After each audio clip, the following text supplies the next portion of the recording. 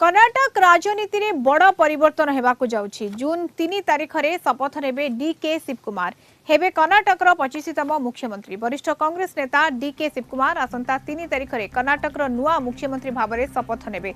बेंगालुरुर Lok Bhavan glass house रे भव्य शपथ ग्रहण समारोह हेबो। आज बेंगालुरु रे कांग्रेस विधायक दल बैठक हेबो। एथिरे शिवकुमार को विधायक दल नेता भाव में निर्वाचित कराजिबो। एपटे लोकभवन में पहुंची डीके शिवकुमार। राज्य कांग्रेस भितर दीर्घ 3 वर्ष धरी चलिथिबा क्षमता लड़ई पर विदायी मुख्यमंत्री सिद्धरामैया निज पदरु इस्तीफा देइछंती। या परे दिल्ली रे कांग्रेस हाईकमांड द्वारा निया जायथिबा निष्पत्ति क्रमे 64 वर्षीय शिवकुमार को शीर्ष दायित्व मिलिछि।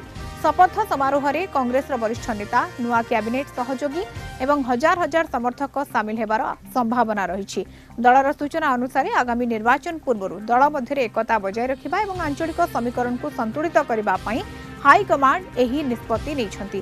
पूर्व केवल डीके शिवकुमार एकमात्र उपमुख्यमंत्री थिले, किंतु से मुख्यमंत्री हेबा परे विभिन्न प्रभावशाली गोष्ठी को संतुष्ट करबा पई 2 ରୁ 4 जन उपमुख्यमंत्री नियुक्त करबा को कांग्रेस योजना करुछि। मुख्यतः लिंगायत एवं दलित समुदायर